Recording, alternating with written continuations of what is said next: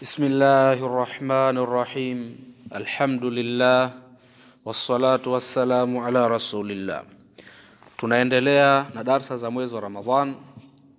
Leo insha Allah tutazungumzia wale ambao kuwa ni wajibu kwa wao kufungua ama kula katika mwezi wa Ramadhani na kuja kulisha ama kufungua na kulisha.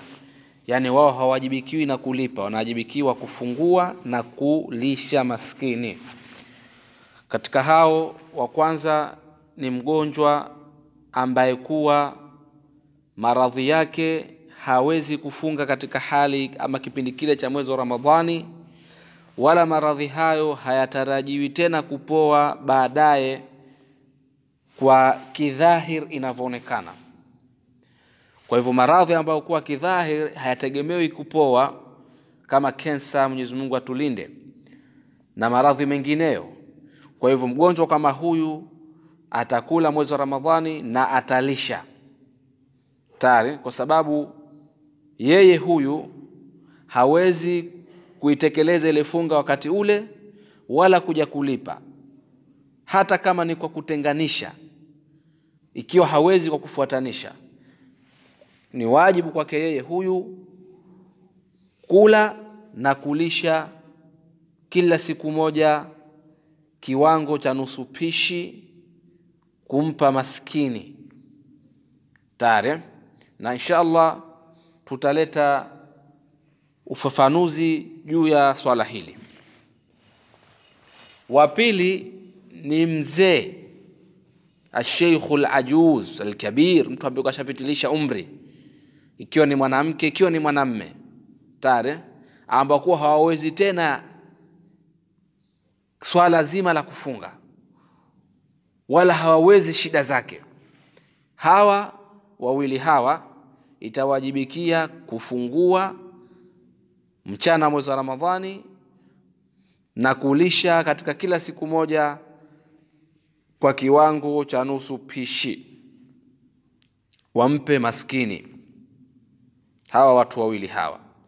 Na katika hawa tuliowazungumzia tutatoa masala kidogo ambayo kuwa yataweza kutusaidia katika kulifahamu swala hili.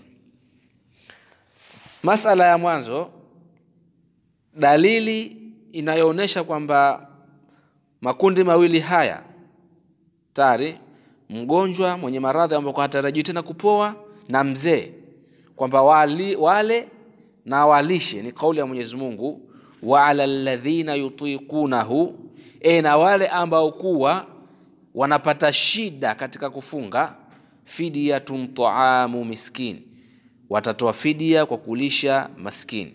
Na hii ni kutokana na rai ya Ibn Abbas radhiyallahu anhu. Nao ndo muradi ya kauli ya Allah yutiqunahu, bimaana yatakallafunahu bishidda, yani wanapata shida katika kufunga kwao. Kwa hivyo yoyote ambaye kwa hali yake itakuwa ni hiyo, haitomwajibikia kufunga, na sasa wakati huo yeye ataingia katika kulisha badala ya kufunga. Na hiyo ndio fatwa ya Sheikh As-Saidi Al-Qanubi na Sheikh Al-Khalili hafidhahumullah, Mwenyezi Mungu awahifadhi. Masala ya pili, hukumu ya kutokuweza kufunga baada ya mwezi wa Ramadhani.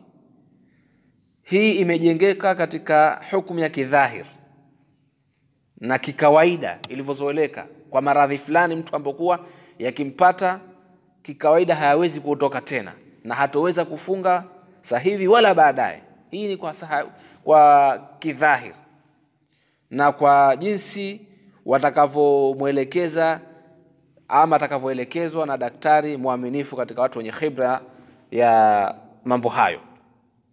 Kwa hivyo huyu mgonjwa atakapolisha au huyu mzee atakapolisha, ikisha Mwenyezi Mungu Subhanahu wa Ta'ala, muqallibul ahwal, mwenye kuzibadilisha hali, akaja akawapa nguvu, maradhi akaondoka na mzee akapata nguvu, wakaweza kufunga baada ya muda, baada ya kipindi, hawatotakikana kupitiliza ama kudharau katika swala zima la kulipa, Na hii si katika yani si katika ulazima, bali wanasema ni katika njia ya usalama zaidi katika mambo ya dini.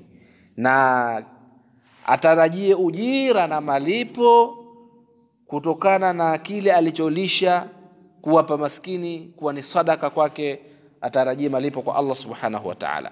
Ama kuambiwa kwamba ni lazima walipe, hii kidogo kuna mtazamo tari, kwa sababu ada ilivyo kisheria mtu hawezi kulazimishwa mara mbili, yani wajibu mara mbili, kama ilivyosemwa alaysa yujzihu alladhi kad fa'ala, je haimtoshelezi hilo alilofanya la kulisha? Am thamma fardhun ghayruhu kad nazala, au kuna fardhi nyingine imeteremka zaidi ya hiyo?